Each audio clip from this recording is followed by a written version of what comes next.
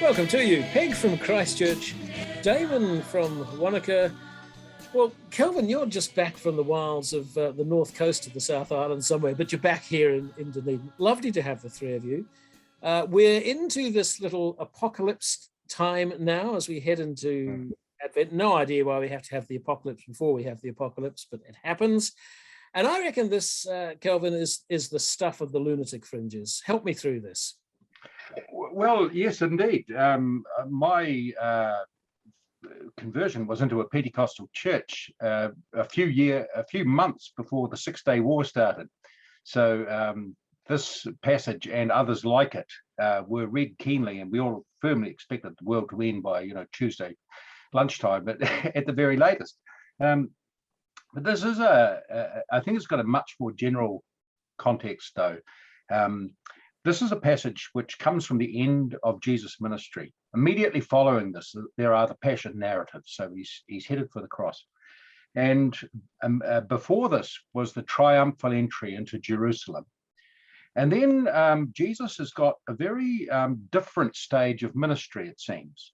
It's summed up at the end of chapter 21, where it says that what he does is he goes to the Mount of Olives to sleep at night. And from early in the morning till late in the evening, he's in the temple teaching. So he's not performing miracles and doing the things which drew the great crowds, but he's there in the temple. And it's a ministry that's not to the 12, and it's not to his inner circle. It's not to Peter and James and John and those few very close disciples. But it seems to be a ministry to the general people, that he's working very hard. He knows his death is imminent, and trying to explain to them what it is that he's about and what it is that the Messiah is. So there's lots of debates with the powers that be.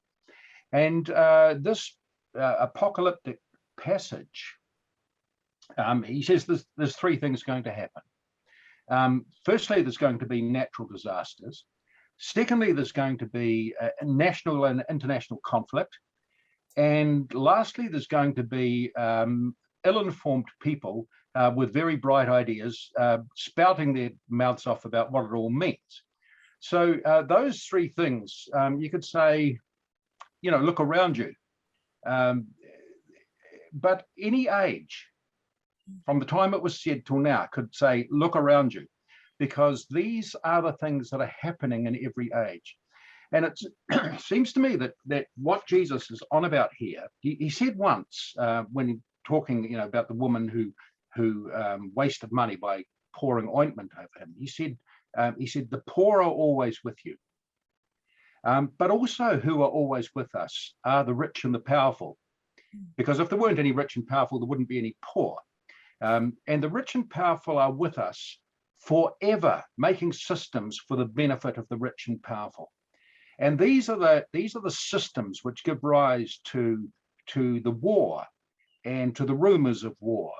And these are the systems which always end in destruction and death and mayhem. And Jesus is saying, these are all around you. Look around you. But, and this is the but of his whole ministry, there is something else. There is the kingdom of God. And he is inviting people to look past these institutions to this wonderful reality of God's eternal and loving presence with every one of us all the time.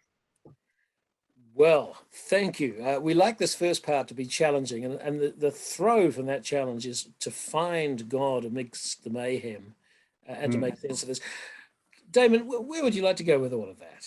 Just very impressed there with how Kelvin has summarised this passage, and there's a lot in it. Certainly one of the things that strikes me about this passage, that although it was written some 2,000 years ago and has been misinterpreted and misused by many over the millennia and caused great amounts of fear, as Kelvin said, that there is something oddly current about it as well. When you think of, here we are living in the midst of a pandemic. We've just had the COP26 summit in Glasgow, and sea level rising, all that imagery comes through in this particular passage. And I think for me, the real challenge here is, well, so how are we to live in the midst of this world, and how are we to make sense of these words in a powerful and practical way as we minister amidst the communities where we find ourselves? Peg, does that resonate for you? You just had a shift of job and perspective, but yeah.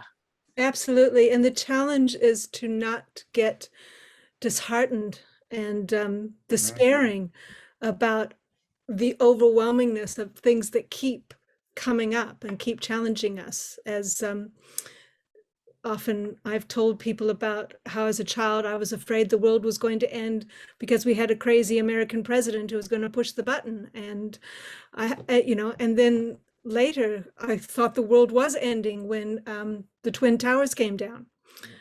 And yet there is the promise.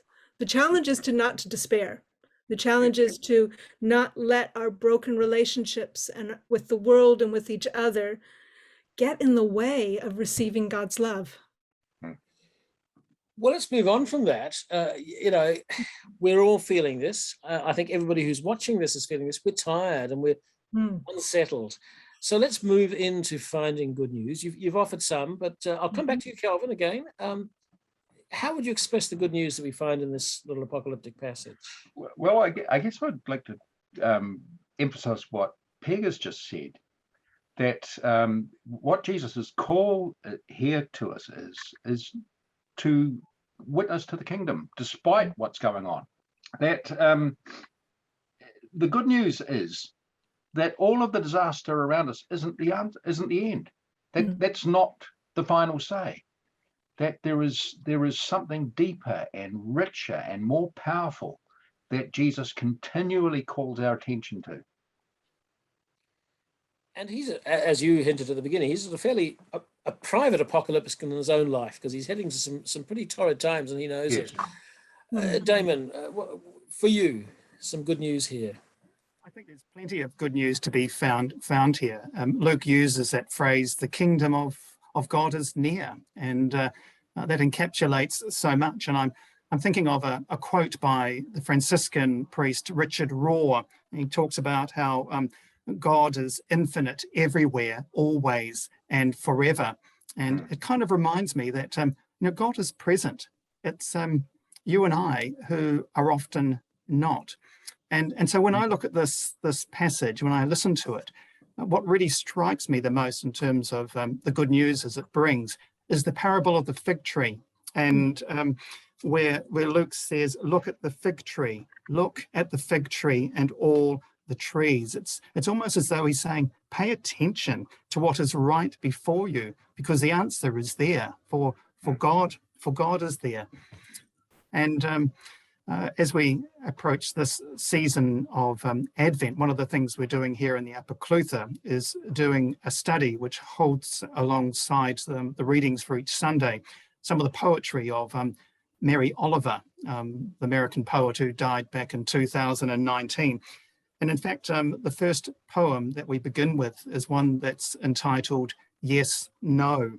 And it starts beautifully, and then she goes on to say how important it is to walk along, not in haste, but slowly, looking at everything and calling out, "Yes, no." And I mean, hers is an encouragement to free oneself from all the worries and distractions and to simply pay attention. And the poem goes on to conclude with these words: "To pay attention, this is our endless and proper work." And I think that's kind of what Luke is trying to portray in the midst of this very apocalyptic passage. Yeah, so the kingdom is there, whatever it might be, this reign of God. Let's pay attention. Peg. Having just come out of being a school chaplain, it's the imagery that Sally Jones used in the Jesus storybook of God rescuing us. And that is what the coming is all about. That without Jesus' birth and coming into the world and the foretelling of this, we couldn't be rescued and our relationship be reconciled and redeemed. And therefore we couldn't be living in the kingdom of God now. So we need this. This time is about acknowledging that we are living now in the kingdom of God with each other, wherever two are gathered, where God is there. I'm reminded of Timothy Leary's tune in. We'll forget the rest of his sayings for the moment. We're being asked to be tuned in to the signs of God in the presence. So let's stick with you, Peg, for a moment, because you've been working with young people. You've changed your tasks at the moment in a different place. Still some young people, but very young at heart. Very young, and look, so what? There's so much depression around. So what? Blither. So what? It is reminding, as I remind myself, to remind us as a community not to despair. When we see people protesting about their lack of freedoms or their choices being taken away, how to not despair and be one community, and how do we recognize them still as humans who have to be heard so that they can understand. And I think that that's true with the gospel too.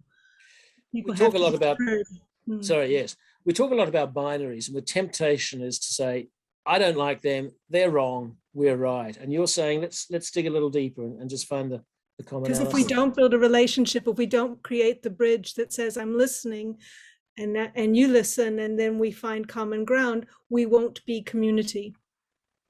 Okay, Damon, does that make sense for you? And how would you find a so what in this passage? It's about hope, isn't it? Holding on to hope. That's a real key part of it all. And I think it was, again, Richard Rohr who spoke about Christ being another name for everything in its fullness. And I love that. And for me, everything in its fullness is the glory that this passage and this season points us towards. And so a bit of a so what for me is we'll go and take, as Mary Oliver says, a yes, no walk. And in fact, I did it just an hour or two ago with the dog. And it's just wonderful to try and be there in the moment and to hold that space and to see the life, the energy, the relationships, the beauty that's abounding, that God's presence is there. Let's just come into that space, into that moment,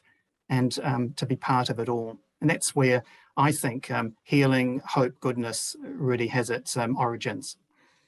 And very interestingly, early in the pandemic, pre-Delta, the first wave, there was a lot of people commenting how Papatūānuku, the earth around us, is having a moment to breathe. And you're almost suggesting here that we're getting a moment to breathe as well, however much it hurts at first. In the midst of whatever's happening around us, that's that space we need to find. That in the midst of perhaps the chaos as well as the beauty, that space, that moment where God is present. And again, to ask you, Kelvin, that's clearly resonating with where you began. But do you want to add to that in terms of this? So what? What does it mean today? Well, I can identify very strongly with what both Peg and Damon have said. But for me, there's a different sort of challenge. I'm getting better and better at being aware and disappearing into myself, and that's not what this passage calls me to. It calls me to a witness to the kingdom, to not just into some sort of inner experience and little thought world that I can invent for myself to escape from all of the nonsense that's going on around us, but it calls me out to be a witness to the reality of God in the midst of all this chaos, and to be present for others who are as confused as I am. So bearing hope, I'm hearing you say, in the midst of all this turmoil. Look, I think that really gives us some keys into the passage. So I'd love to leave it there. And Peg, Damon, Kelvin, thanks for being a part of breaking open this really tough little passage. Thank you.